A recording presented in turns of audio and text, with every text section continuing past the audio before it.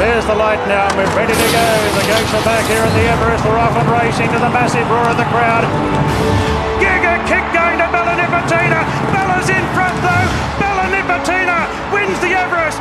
Ka Ying Rising, he's the Usain Bolt of the equine world. Briasa goes to overpass. Briasa won the TJ. Jimmy Star levels up. Jimmy takes the shot and won the All-Age Stakes.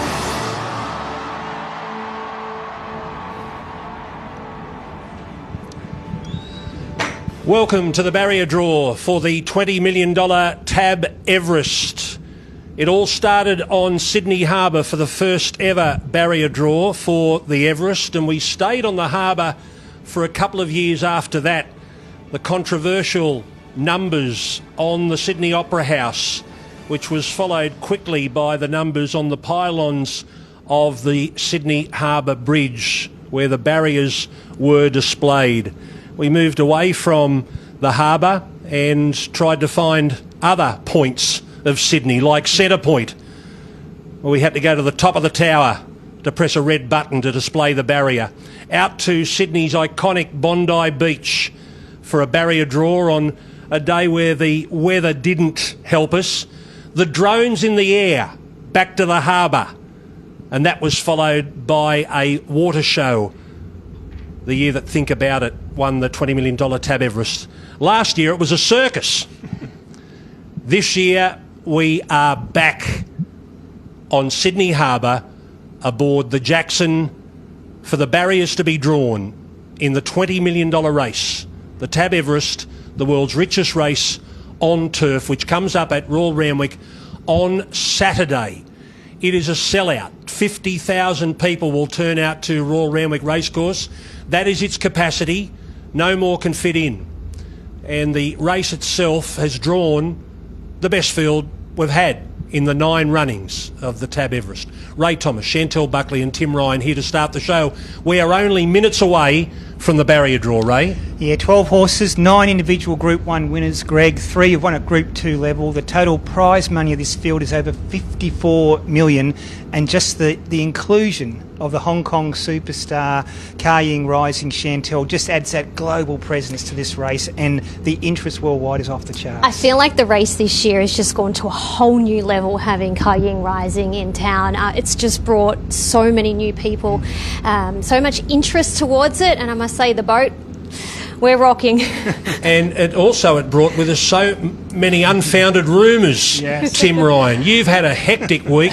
You've had a hectic 6 months trying to work this market out. Yeah, it's definitely been good for turnover, holding approximately double at this point what we were last year. Really? All the rage, Ka Ying Rising from nearly 12 months ago, I put it in the market as a $15 chance, and he firmed and firmed and firmed and firmed. He got to a bottom point of 150 before his trial last Tuesday.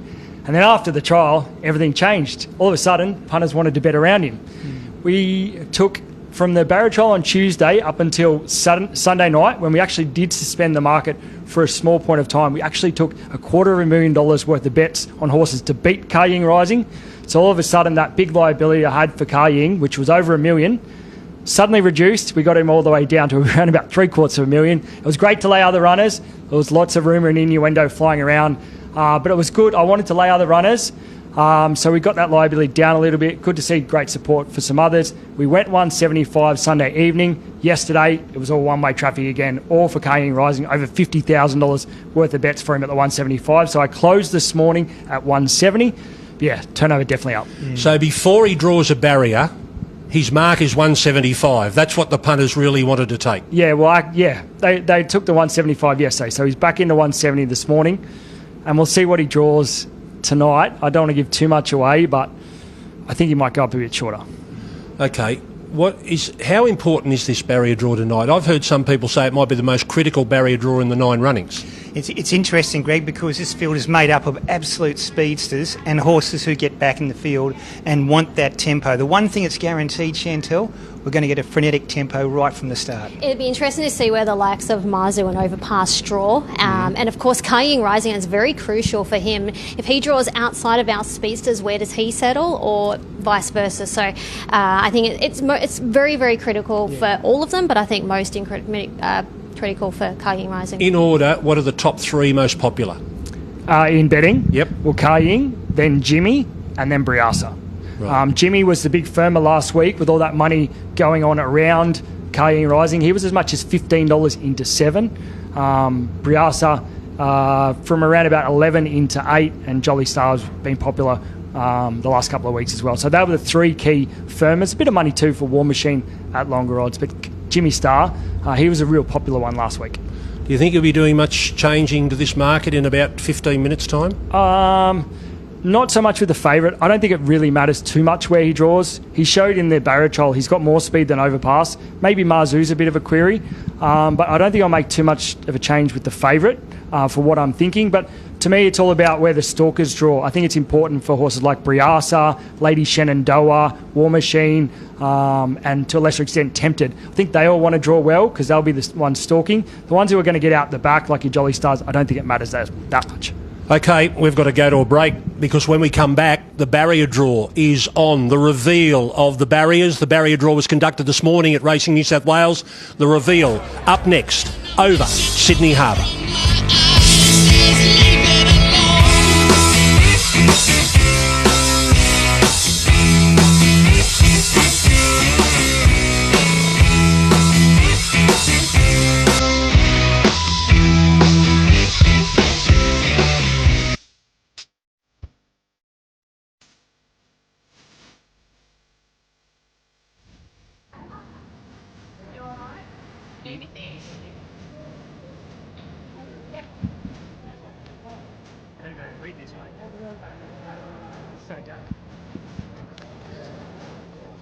Welcome back to our coverage of the $20 million TAB Everest barrier draw. Very, very soon the drones will be let go in the air, Ray.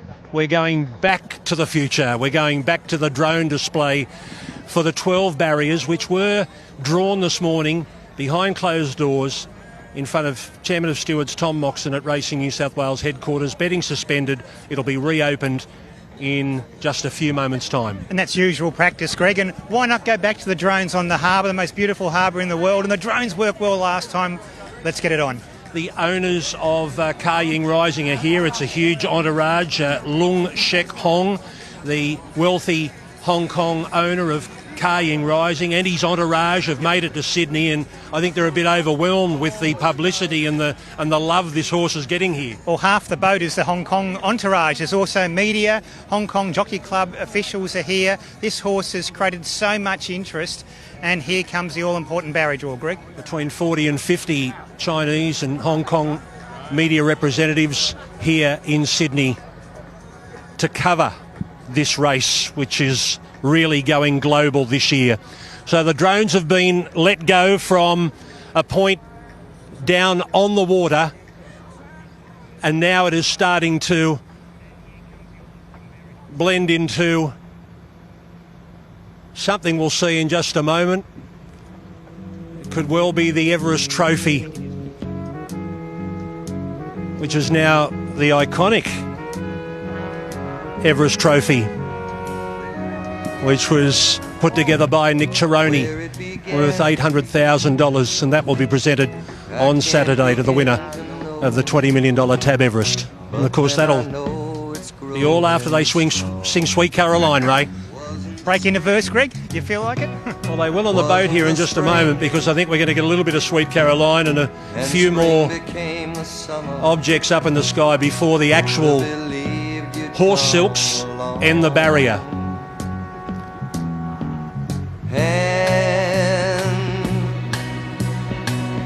Touching hands, reaching out, touching me, touching you. Sweet Caroline, good times never seem so good.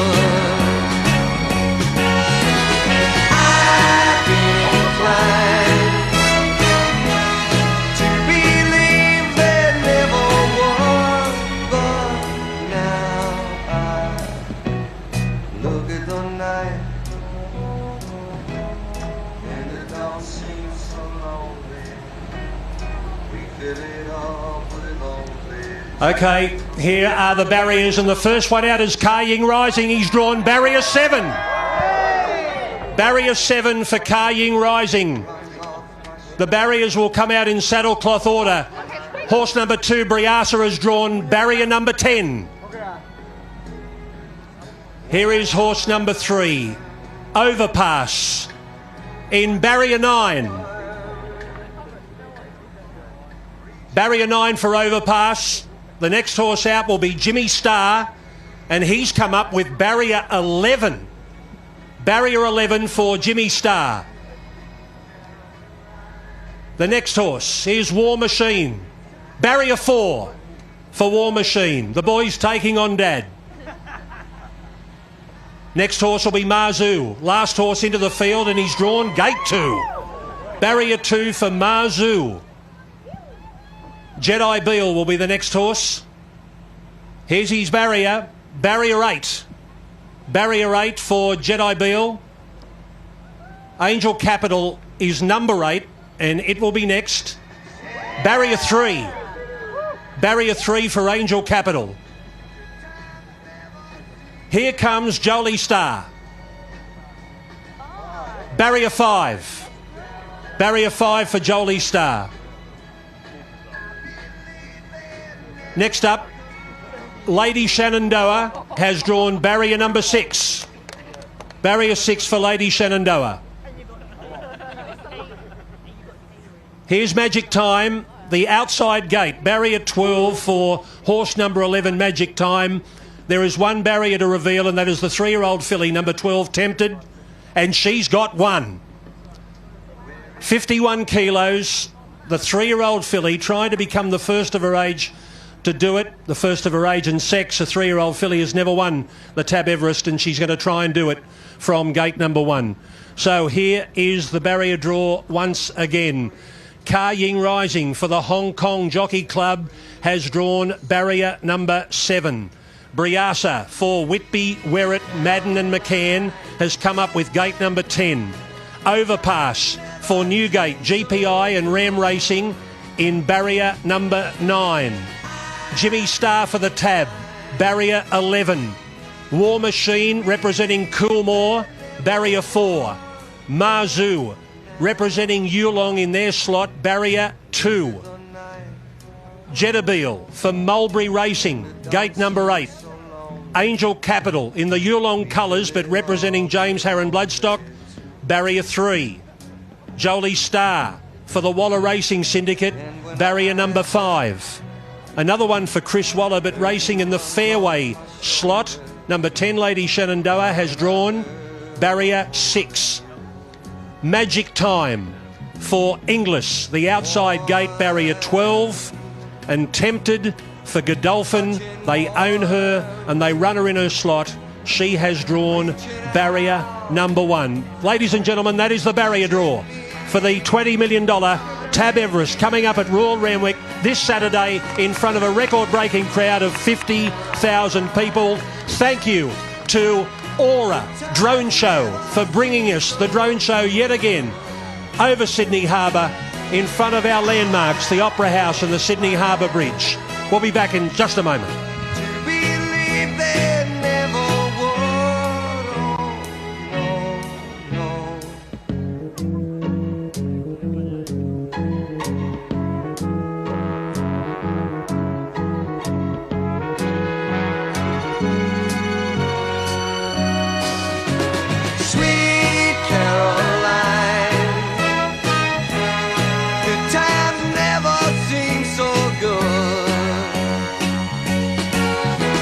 Sweet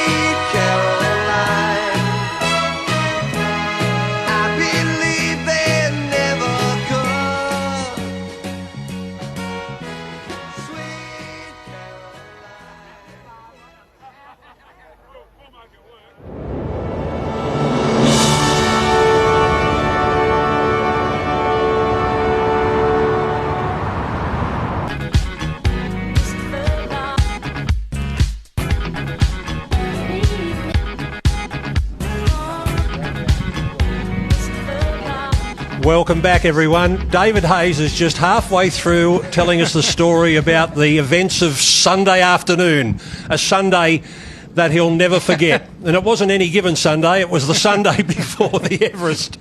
The barrier draw just completed, and Kaying Rising, the favourite, has drawn barrier number 7. And I'm pleased to say David Hayes is going to do another interview with us here on Sky. Thanks for coming down after drawing barrier 7. What's your first reaction? Happy. Yep. Like, I just thought anywhere, not in the complete outside, of course, it's always more difficult out there. I think Zach can choose whether it goes right forward or follows what could be the frantic pace. You've got 2 speed horses in the race, Dave. Marzu's drawn 2. Overpass is outside you in 9, so Zach can just basically follow Overpass across.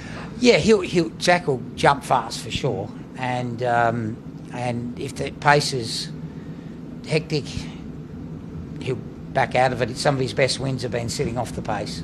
Most impressive probably have been sitting off, but if they miss the start and don't go fast, he'll lead.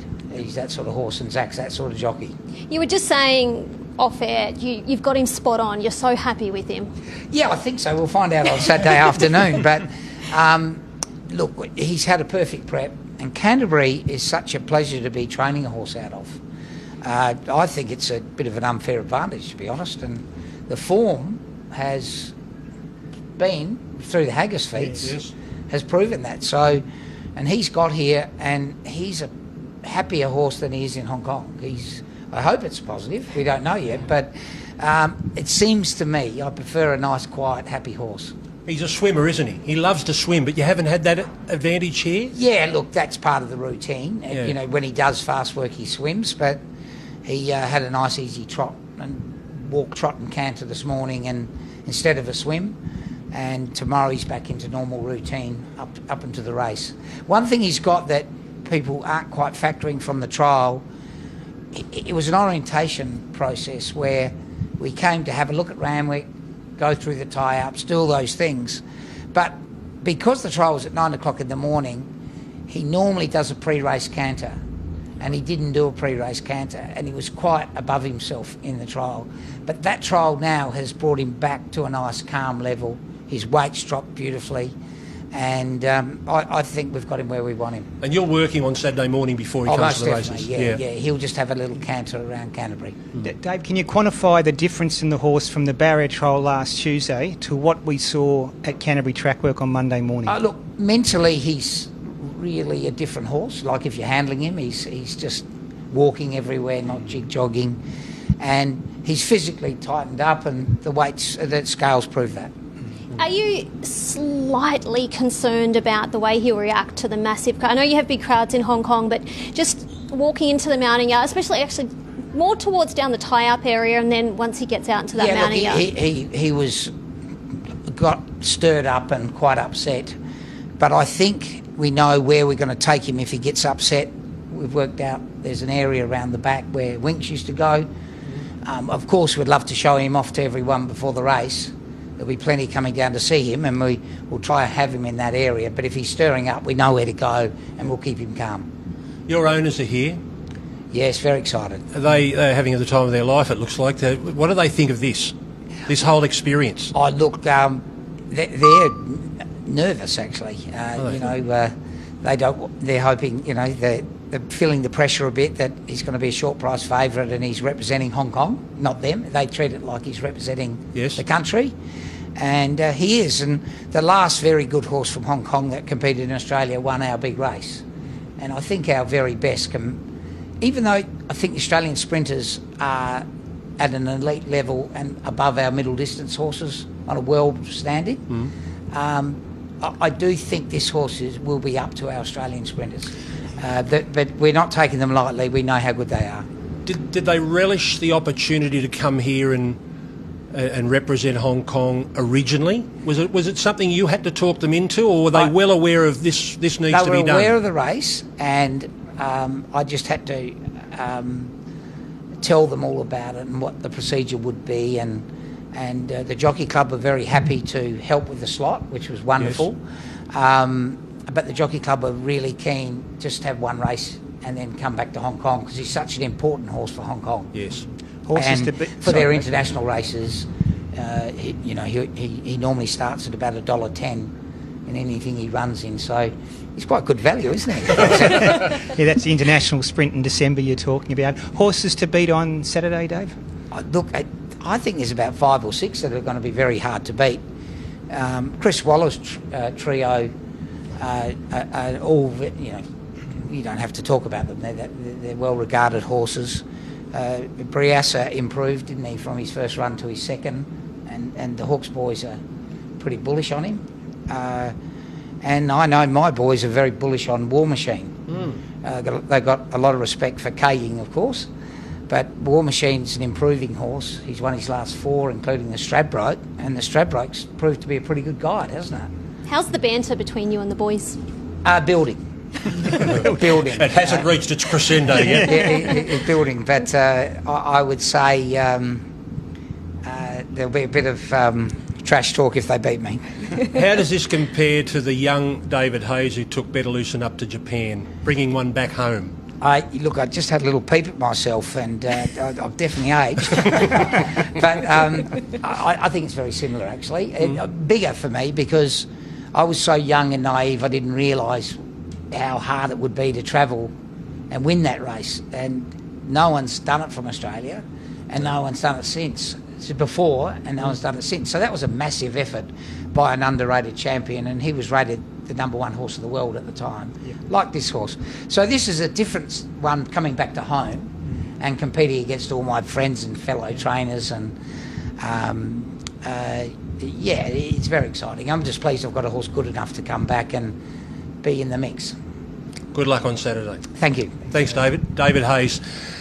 Tim Ryan, what price is he? He's going to be very short on the World Pool. We're expecting $1.10, but have you moved his price from $1.70? Yeah, he's into $1.60. I think he drew the perfect barrier 7. As Ray said, the speed drawn inside and out, so he's got the option if he wants to lead or sit off him. I think it's perfect. So yeah, I brought him back into $1.60 from that $1.70 he was this morning. His second pick is now outright Jolly Star at 8. I think she draws perfectly right in the middle there. $11 for Jimmy Star. We've pushed him out a bit. I think it's worst case scenario drawing wide for him. Also with Briassa, he's out to a $13 chance.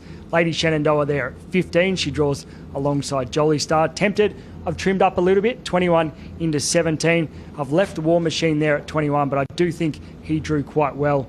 Also there in barrier 4, Angel Capital, a $21 chance. Then we're out to the roughies, $51 or longer. Chris Waller has drawn these barriers for Angel Capital 3, Jolie Star 5, Lady Shenandoah 6. Charlie Duckworth, it's been a good boat ride. It's been a very good boat ride and a happy boss at home. So they're great barriers for all 3.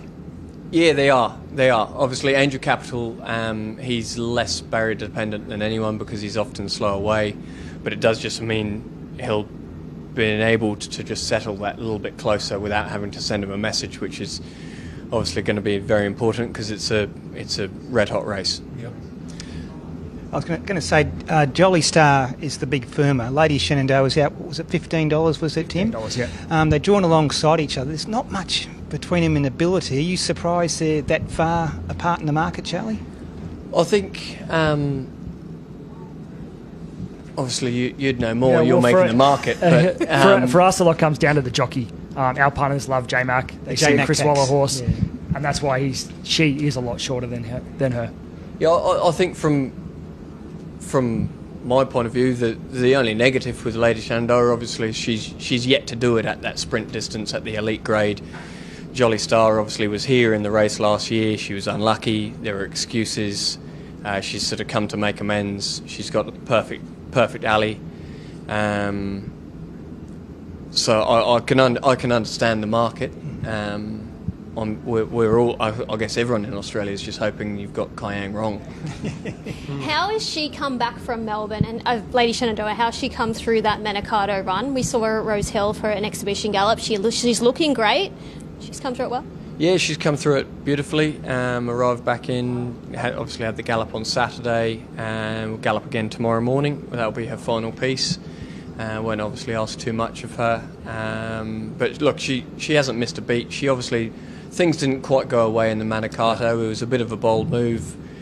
You know, in retrospect, you go down there, you're going around the valley. There's a lot to contend with, and then you have to come back up here. So it is a lot to ask for a filly who's obviously was the queen of the 3-year-olds, but we've no doubt she's got the ability, and obviously that soft draw does enable her to settle where she wants to settle.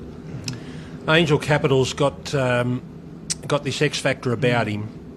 He's still relatively unknown. We really don't know how good he is, but we know he should have won the Rupert Clark. So he should be coming here off 2 outstanding wins. How good do you think he is? To tell you the truth, no idea. I was very glad that he was the last horse mentioned before you said then the roughies. Because $21 is a hell of a price. Yeah.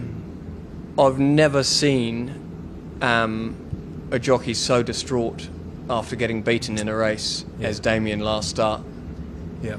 You hear jockeys come in and they say, I'm really sorry, I it was pilot error, this, that and the other, I should have won or I could have won.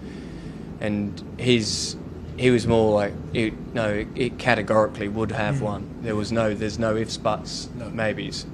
If I get clear, I win the race. And ultimately, if you're coming off the back of a last start Group 1 winner, you're not going off at $21. So he's massive overs. No one quite really knows where his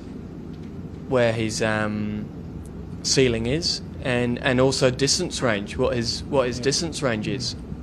Is he just an amazing sprinter, or is he a miler? Well, that's what's so great. You get the opportunity to run for $20 million. You've got a gun jockey, a gun barrier, gun trainer.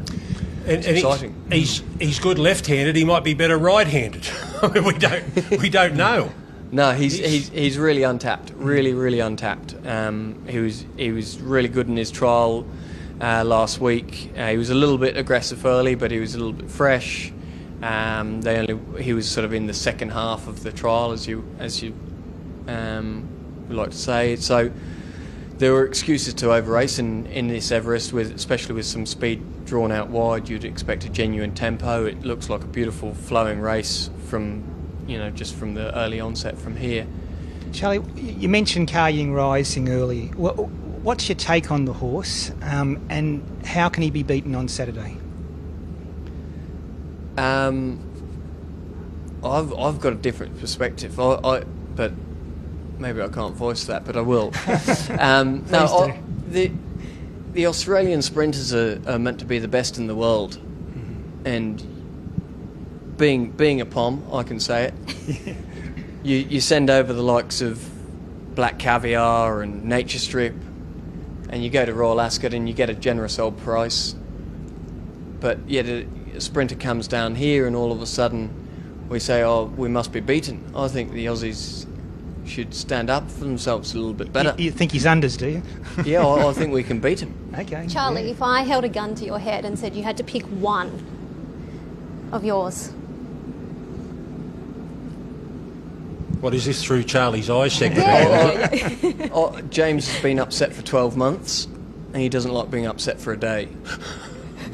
So, Charlie. But what about at the prices?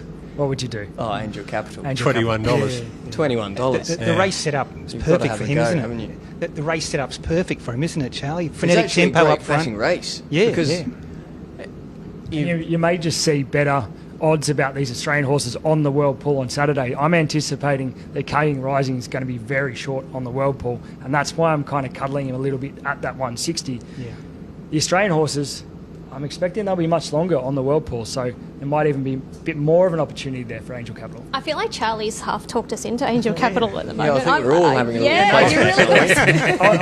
I'll be cheering him on Saturday. I'm sure it'll be a good result. Well, at that price, we can have a couple of bets. Exactly, yeah. Exactly. There's no problem there. This is getting better along the boat road. And then, what do we do? All up Fangirl? Yeah, all up Fangirl. You've got to throw. What else have you got? Can you not throw Generosity in? Generosity in the Sydney Stakes? In the Sydney Stakes? ready to go. Emergency for the... I didn't actually mention the Everest emergencies, but she's one of them. Iona, Merck, Generosity, Rothfire and Golden Mile are the 4 emergencies should any horse unfortunately be scratched before scratching time. She's ready to go. She must be ready to go. Yeah, she is. She's been enormous all preparation. A little bit of a gap between runs, but was staying at the 1,200 metres. So, she's ready to go. You know, it's one of those rare moments in your life where you think, hang on, I'm going to be racing in the Sydney Stakes, and I'm going to be a red hot crack at winning a massive stake of 2 million. Mm-hmm. In a way, you don't want to run in the Everest. Yeah. You're going to be short in there, and you're going to be longer in there. Yeah. But it's a great problem to have. She's absolutely airborne. The races have been amazing to train for, and she's adapted so well since coming over from Perth. So, hope for a good draw for her too. All right. Well, good luck on Saturday. Look out for Hayes. Look out for Haggis, because they're coming to get you. We'll do our best. Good luck. We're going to take a break. When we come back, more guests here as we have a look at this barrier draw for the $20 million TAB Everest. Don't believe me, just watch.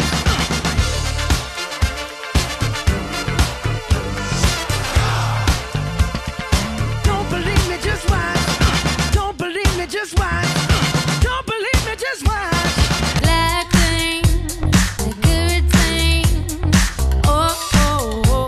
I mean, designing.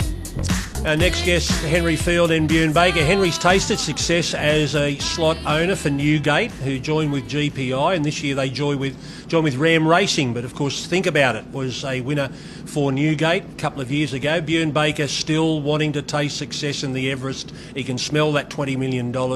He can smell it from New Zealand. Henry, Bjorn, welcome. Overpass. Let me remind myself, barrier 9. What was your initial thought? I guess you can't worry too much about it. He's a fast horse. We'll look to use that speed, and I think when you take everything out of it, he's been fresh up twice at the 1200 at Ramwick. He won the Everest Consolation last year, and and also in the autumn he was a very close second to Briasa. So I think he's set up to run well. He's set up to be very quick from the gates, and we'll use that natural speed on Saturday. Well, he's lining up for his 4th run on this day. Everest Day, yeah. 2 Everests and a Sydney Stakes, so 4 times on this day. And you went with Overpass, Henry. You thought maybe it was going to be you and Kaying Rising vying for that early lead. He was going to. Well, he's obviously an on-pacer, Overpass, but then along comes Marzu. I know it's really put a fly in the ointment. Every day for the last 10 days, Bjorn and I have been talking, saying this is perfect. We've got the speed horse, we'll jump, we'll lead, they'll be uncontested. It's going to be like Redzel 3.0, but and then at the very last minute, Marzu gets put in. So it's, I know Bjorn's thoughts were we'd be leading at all costs, and we probably still will be, but it'll be a hell of a tempo if that happens, and it's going to be. But it adds a level of intrigue to the race, and what a great race it is. Yeah, Bjorn, as Greg said, it's his 3rd time on Everest Day. He's run in 2 previous Everests. He won the Sydney Stakes last year. The big difference this year, you're going first up, which is when this horse invariably performs at his best. That's right. So he's definitely a lot better, fresher. He's a lot better at that 1200. He doesn't need a dry track, but he needs probably anything from a soft 5 and better. So I think he is well set up to run his best race, and we've learnt that over time. His 2 Quokka wins and 2 Winterbottom wins, he's been fresh as well. So I just hope he can produce his absolute best. If he does, he's not out of it. Henry, have you prepared yourself if you happen to win for Bjorn and Ram Racing? Because they get pretty wild. Let me tell you one thing, you could never prepare yourself for Bjorn and Ram Racing. That's one preparation you cannot do successfully, but it's just great to be part of it, and the boys from Perth, the Ram Racing guys, they're passionate racing people. There's a big team of 30 of them coming over, and it's great to have the characters, and great to have a horse that has a good hardened sprinter, and Bjorn seems really happy with him going into it. So I suppose all you can do is hope for the best. Can you tell Bjorn what it's like to win an Everest?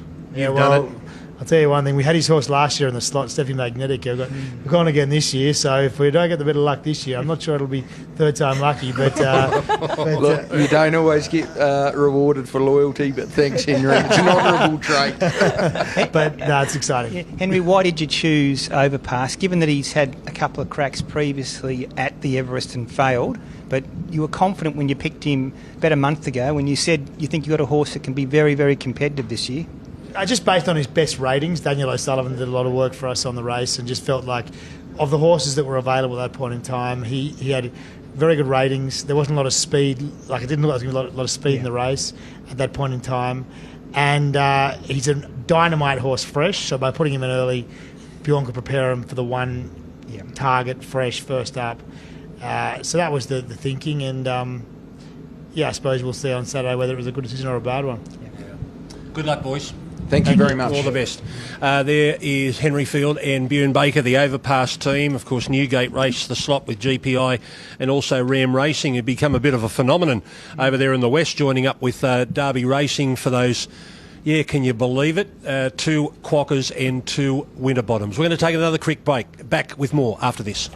I'm a rebel just for kicks now. Let me kick it like it's 1986 now. I'll be over now, but I feel it still. Got another mouth to feed. Leave it with the babies. Are you? Something's looking better, baby.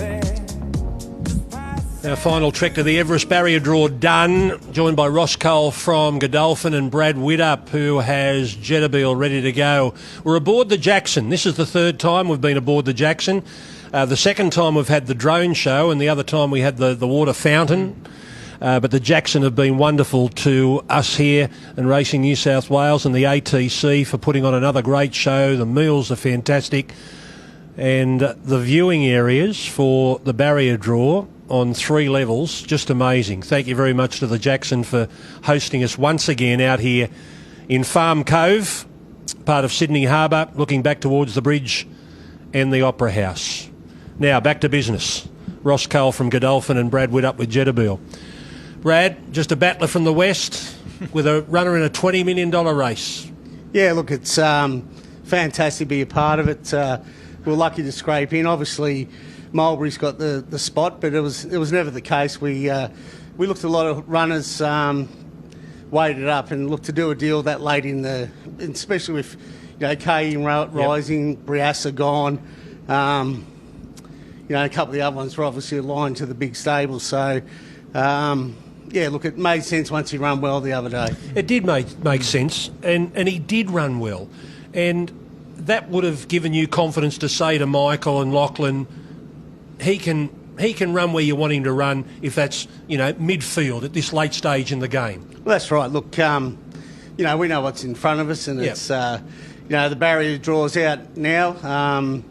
After the first 100 metres, everyone's going to know what's going to be happening. So it'll work itself out there. But look, he's very well. We're very happy with him. He ran really good the other day. Obviously, first up, Kieran's sort of first ride on him. We had to back off him after a little mishap at the start of the prep, and his run was okay. And then, he bounced back really good last start. And look, I think he should have finished a bit closer. And Ross tempted. There's a 3-year-old filly. No 3-year-old filly has even been placed in the race, but she's got barrier 1. She's got 51 kilos. She's got outstanding 1,200 metre form. What's the level of confidence at Godolphin? Well, Ray, we don't underestimate the task. It hasn't been done for a reason. In the past, we've probably been hesitant in running 3-year-olds at all, let alone 3-year-old filly. But drawing 1, she's really happy down at Kieran's property at Bong Bong. I think she's kind of used to that environment from her early stages at Osborne Park, and so we can be as confident as we can. We're in there, and Craig will do a good job. Was it a hard choice? I know you had 3 to choose from, and you ended up going with her. But how was the selection process there? Was there a lot of back and forth? Oh, well, I think it's obviously always difficult. It's kind of a blessing and a curse to have a slot. But we had 3 good choices, and I think B-Watch selected himself in a different way. as a colt, and he's always established himself on the roster already. So probably made it a little bit easier, and the other one's probably Tentaris, who's probably not quite ready. So I think she stood up well, and she obviously her run to the Rose performance said something. Yeah, for sure. Brad, what about Jetabil? You mentioned that little setback, but last start, she did get a check in the straight, hit the line really well. He's broken 56 over 1,000 at Randwick. He ran a very, very good race in the TJ Smith Stakes. He's sort of flying under the radar a little here going into Saturday. Yeah, look, he's a horse that's sort of late on the scene, I guess. We took him very steady early on and just built up through the races, and we come through the winter. He won the Challenge Stakes, and we had a look at Brisbane. That didn't work out as well, but look, he's a horse with good talent. Obviously, he's going to have to be right at his best on Saturday, but like I said, I'm very happy with him. He's a gross type of horse. Each run he looks like he's really tightening up. You feel he's spot on for Saturday now? Yeah, I think he's at his best. Question for both of you gentlemen, who's the horse to beat? Is it simply the Hong Kong horse, or is the market not telling us the true story? Is this a more open Everest than we think? Oh, look, obviously he's a very, very talented horse, and he can't do much more. I think, if he breaks well and goes forward, he's going to be very hard to beat. But, I think I've always been a follower of Briassa, but it's drawn a bit tricky, so they've got a bit to work out there, but they're a pretty smart team. So, it's an open race and a very good race. Ross? Yeah, I agree. I mean, he's obviously the one to beat, and David Hayes is not here for a holiday. So, he's the challenge, and behind that I think it's very open. Great race. Do you think it's the best one we've had? Well, look, obviously you'd probably like to see Nature Strip at his best in the race as well. I mean overall, the quality of the field overall. I think it's very strong, so... I had to pick this year. But of course you did. But that's how it is. But, look, it's great to be part of it. Yeah, but the idea is for Mulberry Racing, and they're very new, and you're lucky enough to pick them up, but their goal is in years to come to have horses in this race on a regular basis, and that's not going to come overnight. This one's come up very quick, hasn't it? Yeah, look, it come up really quick, and, Mike wasn't looking for an Everest slot straight up, and... obviously, with what happened, he was able to secure it. I think it's going to be great for racing that we've got people like this in our game. So, look, I'm very lucky to be a part of it, and hopefully we can get the right result in a few years' time. Good luck. Good luck on the weekend. Good luck. Thanks. We'll continue on. We've got more guests coming in. I think Max Whitby's coming in. Come on in, Max. We've got people coming out. People. I think it's interesting, Greg. What we can gather so far this evening is that it's wide open, isn't it? I don't think it's as cut and dried as maybe Timmy Ryan's market suggests. There's the barrier draw again. Hayes and Purton, barrier 7, Carrying Rising. And Briassa, barrier 10 for Team Hawks, and Tyler Schiller. Anthony Johnson is here, one of the part owners of Briassa, and Max Whitby, part of the team with the slot, joining together, joining forces, gentlemen. Welcome. Thank you. Happy to be here. Very happy to be here. Happy to be together, because 100%. this slot was locked away very, very early. Yeah, straight after the TJ Smith we started. Yeah. They approached us and we were happy to go with them. I think it's a great group to be with. What was the key, Max, to go with Briassa so early? The TJ Smith's obviously a great form race, but what was the reason you went with him? Ray, definitely the Hawks gang. Hawks gang, we've been there before at the races, and it's a very professional operation. We tried to go to the favourite, but it didn't go anywhere pretty quickly. The story's pretty old now, but Zachy got on the phone Sunday night after the Everest last year, and he went, hang on, the paint hasn't dried yet. That's another story. But anyway... He told you to pick him, did he? He said, get on this fella. Yeah. What went wrong? Plenty. The ATC had too much wheeling and dealing power? What about us workers, Battlers, yeah. But you're with Team Hawks with, Mars Crusader? Correct, mate. Yeah. But Anthony, they're very nice people, got a big rap on them, hadn't met them before, and, consequently, it's good to deal with good people, and doing deals is very important, and they're very, by all reports, very easy to negotiate with. Neil did this one this year. Right. Anthony Briassa's a homebred. He's got a terrific record. He's won a TJ. He was brilliant in the Premier Stakes. And Team Hawke said post-race there's still further improvement to come. The barrier draw is not ideal, but he's a sort of horse who makes his own luck in his races. That's right. He's very versatile, so hopefully we can follow Ka Ying or some of the speed and get midfield. We won't be locked on the rails from barrier 10. True, and then if he gets clear air, you know, who knows what can happen. He can certainly go. How's the lead-up been for yourself? Are you feeling anxious? Are you excited? Very excited. There's so much hype about it. So much hype, and we haven't obviously been in the race before. We've never had a horse of this standard, but it's been amazing. It's been difficult to sleep. It's hard to work. But well, you're a doctor. You should prescribe yourself something. You're not allowed to do that. I'll calm him down. Don't worry. I bet you will, Max. Can you take him up there? And I don't know where you go at Randwick. You'll be able to find a spot just to calm everyone's nerves. It'll be happy days, mate. Max, you've been so close on a number of occasions in this race, and this year you've got a horse, the new Grey Flash, who's got terrific form. Can you finally win the Everest? Ray, as we know, the famous story in the first race, that's the story. So we've had a couple of seconds, a third, a fourth, a fifth.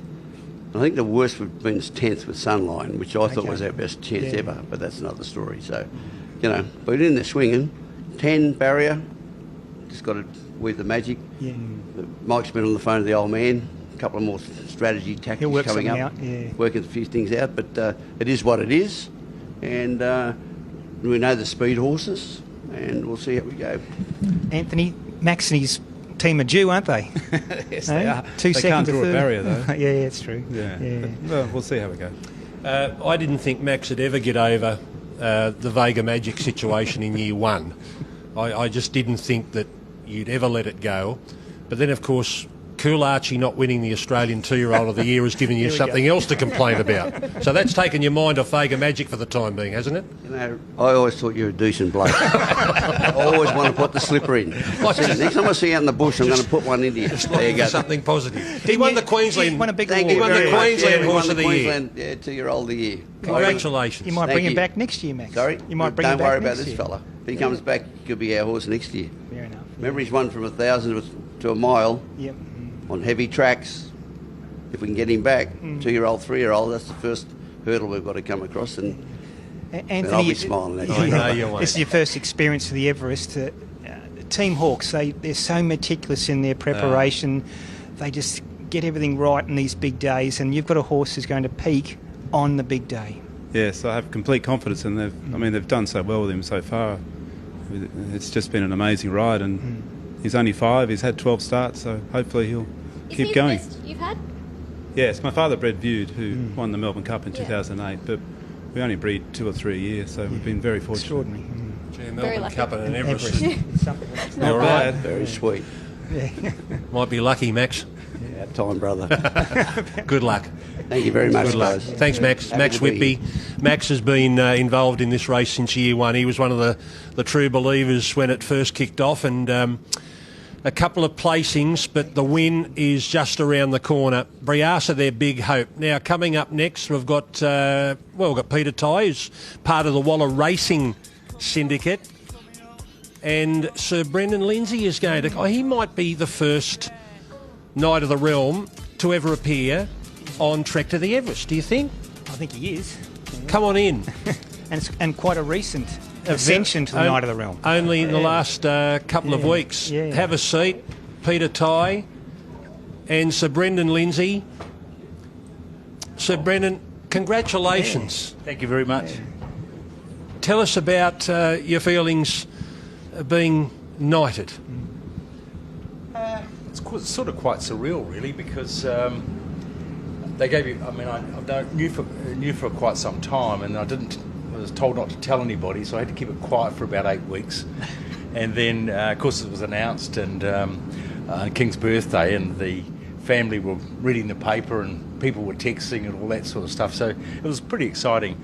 And then last Friday, we had the investiture with the Governor-General, and all the family were suited and booted, and I was so proud of them. We had such a good day, and then we went out that evening with some friends, and I don't know. You know, I sort of.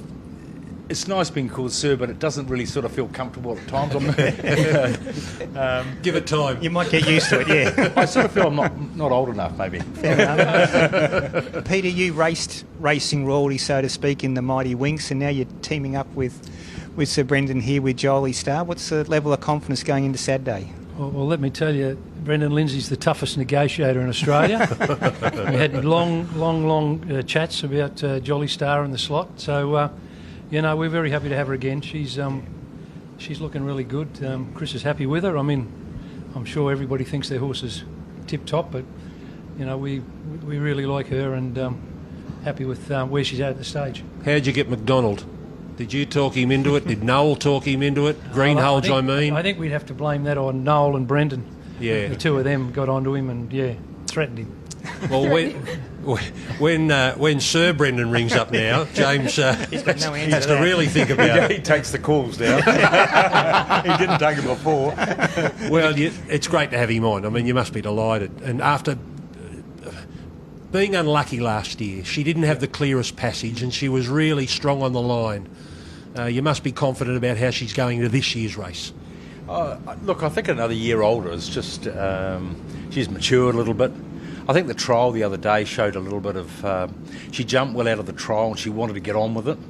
Last year she jumped, but she sort of didn't quite want to get on with it. That's why the Everest sort of wasn't her best run last year. She missed the start slightly. And half a length in a race like the Everest, it's all over. Yeah. So, you know, are you confident? Well, you know, you've got one chance in 12. And my nephew rang me this morning and said, you know, you're 8.5% chance. And I thought... Christ, I'll take 8.5%. Yeah. But I mean, you know, it's for Joe and I, it's exciting. You know, we're racing against the best in the world, and I mean, I don't know. You know, I don't know how things get better when you're in racing to be able to have an opportunity. And you know, can our mare win? Of course she can. Yep. But there's a few others in there can win as well. You go back to that win at the last run of last campaign when she won the Kingsford. Can you believe that she jumped out of the ground and won with the tenacity she did? Well, we had a view that there wouldn't have been a jockey in Australia that would have got her up that day. And James rang the next morning and he said, I've watched the tape 10 times and I cannot believe she won. He said, I just can't believe it. Yeah. He says, she is one tough horse. And I said to him, does that mean that you're going to ride her in the Everest? And he said, whoa, hold on a minute. We've got a few months yet. She was unlucky last year, but is it fair to say her form this year has been better than it was 12 months ago when you're going in to the Everest with a mare who's probably at the peak of her form? Oh, I think definitely, and I think the extra year has just made the difference. I mean, she's 5 years old. She's had 16 races. She's been well looked after. She's won 3 Group 1s for us and a couple of Group 2s. You know, when you've got horses with professionals like Chris Waller and that stable, you don't question what they do. You wait, you know, nervously on the phone to find out what's going on, but at the same time, if anybody can do it, you know, those guys can. Peter, I think this is overall the best field we've had in the Everest. Without a doubt. Yeah, it is. And I'm starting to really believe that this Hong Kong horse, with the hype that surrounds him, there's going to be a Winx-like feeling out there on Saturday at Randwick. So many people are going to come and want to see this horse. Win, lose or draw, I think they want to see him because of what he's been able to do in Hong Kong, and he is the world's best, like Winx was. Yeah, no. Do you get that feeling? Exactly. I think it's just building to that sort of... For me, it feels like it's going to be like that because the expectations are that he will just win, and, you know, he's got 11 other competitors that are going to try and knock him off. So it really creates a lot of interest, and because he's got such a good record, it creates a lot of interest for the general public, you know, the people that don't go to the races a lot. So, you know, the full house signs up. That shows you how important a day for racing it is. And I love the big days. You know, I've been to a couple. You got used to them, didn't you? Yeah, I did. No, there's nothing like it. I mean, it's just going to be fantastic. And I'm on the sidelines watching, so it's really good. You know, we can enjoy the day. We haven't got the pressure. You know, the pressure's on Brendan. It's on all the other owners. It's on David Hayes and the team from Hong Kong. And look, the Wallace slot's in front. You've won it twice. Yeah. So Yeah, no, Just trying to do a quick calculation. I think you're in front. Well, I haven't had a look, but yeah, I think you are. I think you are. I think So you've won it twice now. Yes. You've won it twice. Yes. That's it. And Nature Strip. That's right. You're able to pick the right horse in those 2 years. Yeah, it's hard. It's a hard race to win. There's only 12 horses in it, but let me tell you, you've just had Max on here, and Max has been, I think, 2 seconds, a third, a fourth. But they haven't been able to win it yet. Max Whitby and his team. So, he hates us because we're 2 up on him. So, it might be his year this year. He's got the dashing grey. He's a great chance, that horse. So it's not as if any of the horses you could really knock. Yeah. That's the way you say it's such a great field. Pete, thank you. See you out there Saturday. Oh. And Sir Brendan, pass on our very best to Lady Joe as well. Thank you very much, and thank you for asking me on. The Jolie Star crew will say goodbye to Peter Tighe and Brendan Lindsay, and I think Michael Hawkes is coming over now to talk more about the grey Briasa. The Hawks team, of course, have had Chautauqua and Masked Crusader in this race before. Masked Crusader going agonisingly close when they teamed up with Max on that occasion. Welcome, Michael. How's the week been since? Where did we see you? We saw you on Saturday. It's only been a couple of days, and you had a good day Saturday with Gangster Granny. It was a great day Saturday. Gangster finally got a group race to her name, and she put pay to him, which was really good. So it's been a great weekend. Michael, the new Grey Flash goes into the race on the back of that Premier Stakes win, and the one thing I took away that day was that you said this horse will peak for the Everest. He's not at his peak yet. How much more improvement has there been in Briasa from the Premier Stakes into the Everest? Well, first up, his run was outstanding, really. He got beat by a superstar in Jolie Star, and his fitness was there. He could have won, ready to win, but he just got beat by a better horse on the day, and she's a good mare. Second up, Premier Stakes, everyone saw last start how well he performed. Tyler rode him brilliantly, the speed was hot, and he just come up that rise with a lap full of horse. He took great benefit from that, and third up was always going to be where he was going to peak, and we've always primed him for that, and partly is because we had the slot already in tow, and that's just so critical this day and age. And I know I just heard some of the... You're not chasing, are you? You're not chasing. No, well, we're not chasing, and whereas a lot of people are chasing to get in, whereas when you do have that slot, so I've got to give Neil, Max, Colin, Steve credit, because we believe we've always had the right horse for the race. We've believed in this horse from day one. I suppose from the Hunter was the time where we really said, hey, we've got the right horse. So he's going to be peaking. He worked amazing this morning. It gives me a sparkle in my eye to think that he just can keep getting better and better and better, and I don't really know where he's at, to be honest.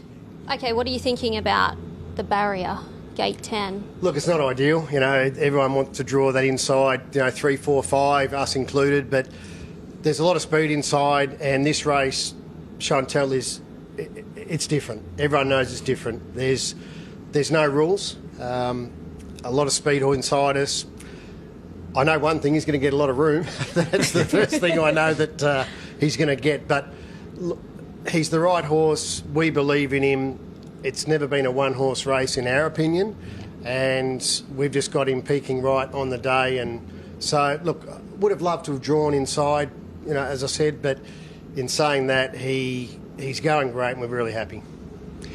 You've been so close a couple of times. Chautauqua didn't have much luck in that first Everest, and Masked Crusader, I think if you watch that replay, it must hurt because he probably should have won. You're due. Yeah, it's listening to Peter Tighe and so it's hard to, even as a slot holder, to try and pick the right horse, and even as a trainer to have the horse ride on the right day. We've had two great horses. Chautauqua is an out-and-out champion, and Masked Crusader, well, he's just a freak in his own right. And to have two quality horses like that up against the fields that they were running in, it makes it difficult. It's just so important. Like I said to Chantelle, there's no rules, and you can have the best horse in the race. You don't necessarily win all the time. So it'll Max get down altitude to, reached. I suppose, how it's run, the tempo, jockeys, jostling for positions.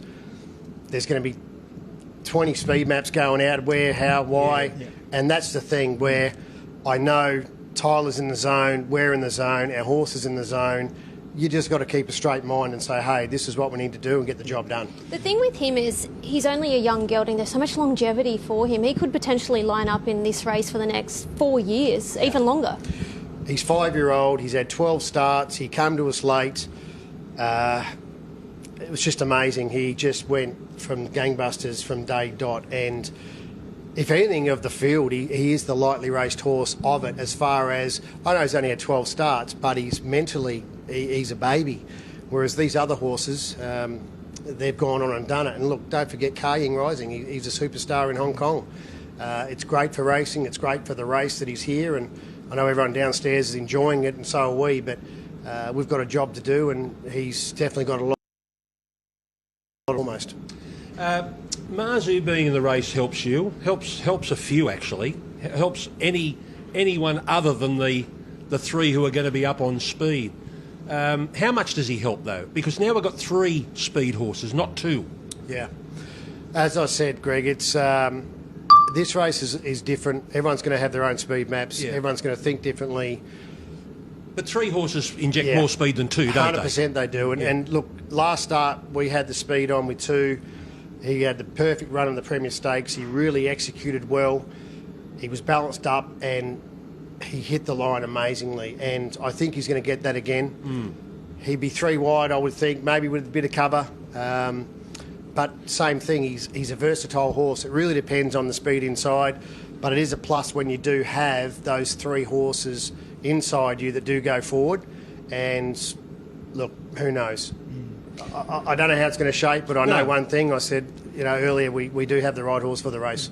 Michael, you've had a lot of faith in this horse almost from day dot. I remember a day at Kensington midweeks and you said, this is our next good horse. And I walked away thinking, how do you know? How did you know then that this horse was going to be an elite racehorse? It's hard to explain, Ray. It's something that, as a trainer, when you look at your horses day in, day out, you have that feeling, whether it's an All Too Hard or a Lonhro or an Octagonal or Chautauqua. We've had some great champions over the year from the Hawke stable and through Dad and obviously Wayne and myself now. But he just stepped out from day one. He just had that zest, just the stride. He just takes an amazing stride. He oozles.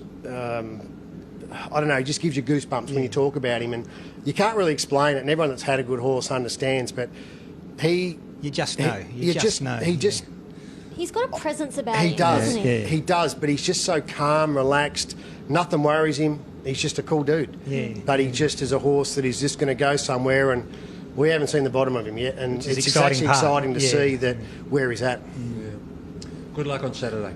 Thanks very much. Thanks, Michael. Cheers. Michael Hawkes, we're going to take a quick break. We've got more to come here aboard the Jackson as we make our way. I think we're making our way back to home. But no, we're still in Farm Cove. Not going anywhere. This cruise might never end. We'll take...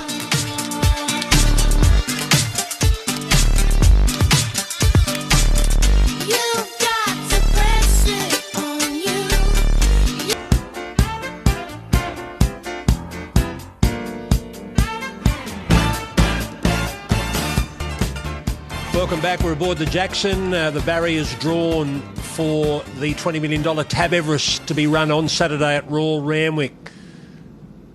There is the view from the Jackson back to the Opera House and the Sydney Harbour Bridge and that wonderful, wonderful skyline. This drone show has been seen right around Sydney Harbour. Peter Volandis, someone sent you a photo from about 20 minutes away.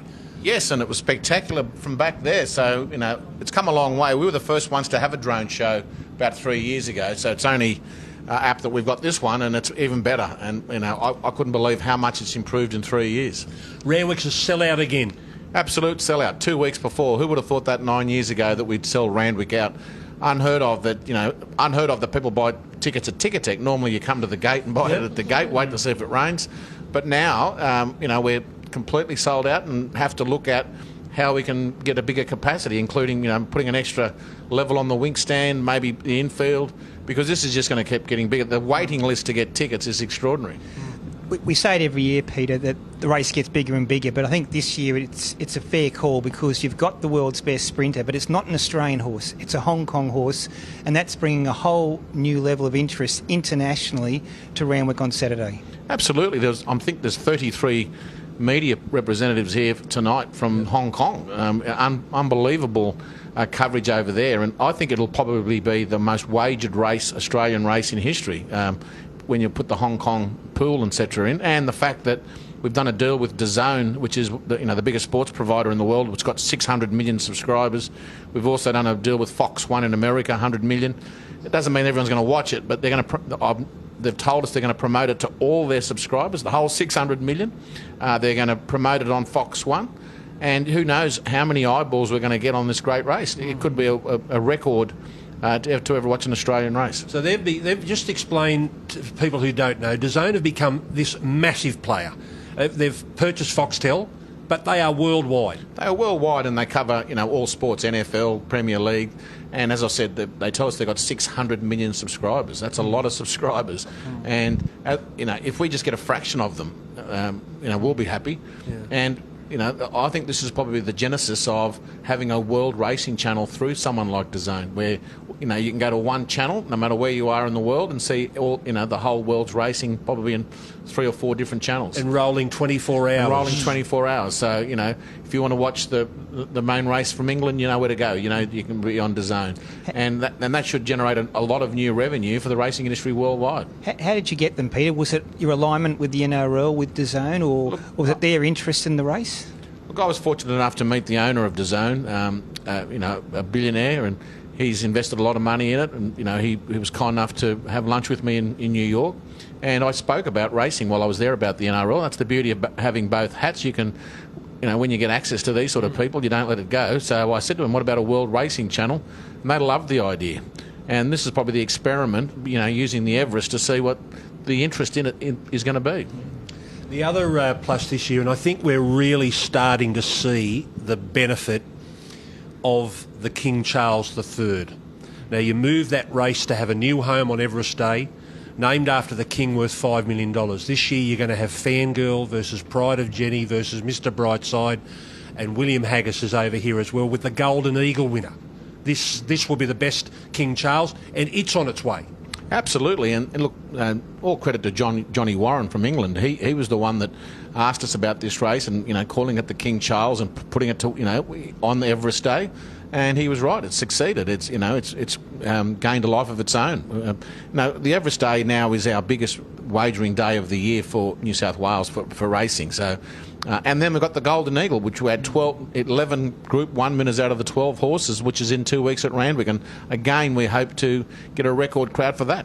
Yeah. So, are you tracking the attendance, or do people wait till after the Everest before they get involved in buying those tickets? For the Golden Eagle. My marketing people are telling me that that's what they're doing. I hope they're right. They're waiting for after the Everest. Otherwise, there'll be a few at Centrelink that they came a couple of weeks.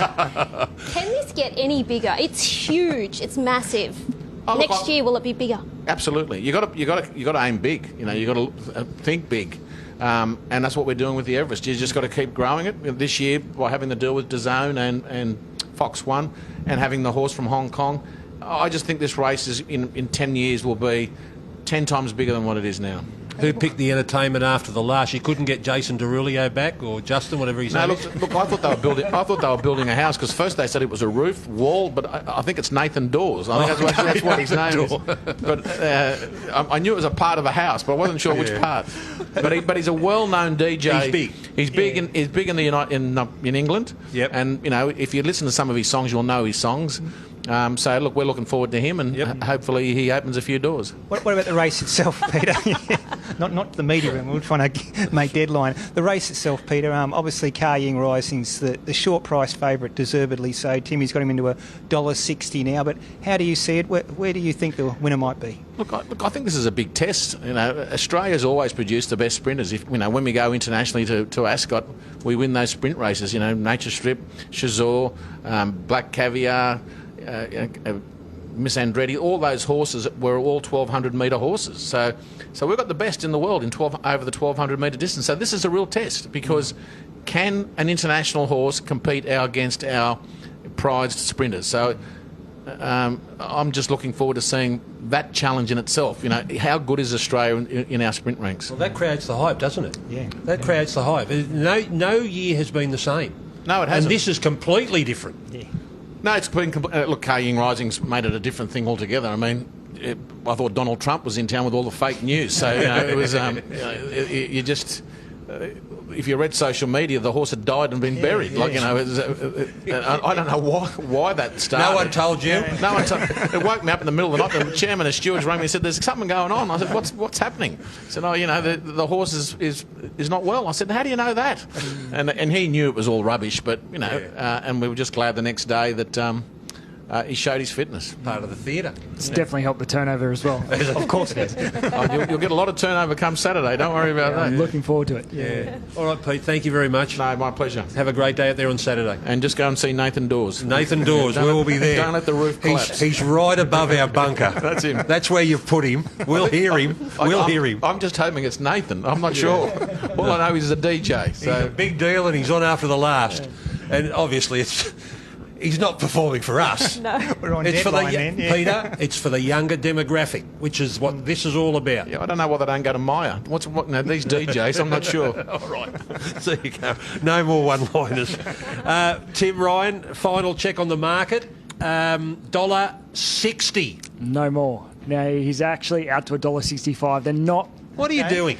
Yeah, they're not banging down the doors at the 160, so we've actually turned him out. As always, soon as the barrier draw is completed, there's a flurry of bets, lots of action. Who for? And not a lot for the Tim? favourite. So Yeah. just out a little bit, 160 out to 165. Look, Jolly Star's popular. She's there as an $8 chance. Jimmy Star and Briasa, not so much. The firmers, Lady Shenandoah in a little bit, 15 into 30. She's popular. The big firmer and the best backed runner since the barrier draw has been War Machine, 21 into 15. So punters have found a Hayes galloper, but not the favourite. This one for Ben Will and JD, 21 into 15. And a few punters cottoned on to what Charlie was talking about with Angel Capital. Yeah. He sold a few into that $21, so it firms up a little bit, 21 into 17. Tempted, also popular as a $17 chance. So the favourite just gets out a little bit, 160 out to 165. Best backed runner, War Machine, just slightly in front of Lady Shenandoah and also Angel Capital. Last hour, Greg, we have not hardly mentioned at all Jimmy Star. And I know barrier 11, everyone thought, oh, no, it's not a good barrier. But for him, it doesn't matter because the speed is there. He'll just go back. As long as he doesn't get too far back, if he stays in touch with that body of sprinters in front of him and it's not 8-10 lengths behind, Shani, his finishing speed is off the charts. Yeah, well, his stablemate did it from out. Well, no, she drew the outside, but she did it from out there. He just needs a little bit of cover, and he's got an electric turn of foot. I am worried about Jimmy. Yeah. Well, here we go. Talking about these three speed horses, Timmy, that it does help Jimmy Star. He'd like 4 or 5 in the race, 4 or 5 speed horses. But the more speed, the better. He's going to run on. He's got one of the biggest finishes in Australia. Yeah, it's just a worry about how much start he will be spotting them. He's going to be spotting them such a big start. I'm expecting Randwick to race quick on Saturday, so whether or not you can come from last to win an Everest, I know they'll go hard, but there is a little bit of rain forecast Friday, but I'm expecting a good 4 there on Saturday. And the Randwick staff, well, actually, the Sydney track staff have been doing such an excellent job of late. We've had such fair tracks. They're running fast times, but they're good horses. They should be running fast times. Exactly. It's been a great spring so far, and we've got another big day coming up. I think all the races, I hope the St Leger is race 1 because I think that is a great start to the day. It has been for the last couple of years at the Baskin Land Legend. It really gets the day off to a great... well, Sam Hawkins there, he's $2.50 for William Haggis, and he has been very well backed. Yeah, he's even shorter now, $2.30. $2.30. So I put up $3.50 after the noms came out yesterday. I made him equal favourite with Solar Spain, who was such a good runner in the Metro. Made him equal favourites. The $3.50 lasted a minute. We're into $2.80, $2.50, now into $2.30. Is that the James McDonald factor, do you think? Well, I didn't know James was right when I put up $3.50, but I think it's the Haggis factor. And the fact, over a staying trip, our horses, it meets a good quality field there. Solar Spain narrowly beaten in a Metro, but punters love the overseas gallopers in the staying races. What about Hey? Staying here. Who is? Yes, he's going to O'Shea Charlton, isn't he? Yeah. What about his other runner, Lake Forest? Is it popular in the King Charles? Yeah, an $8 chance was 8 into 7. A couple of bets early yesterday, just back now to 8.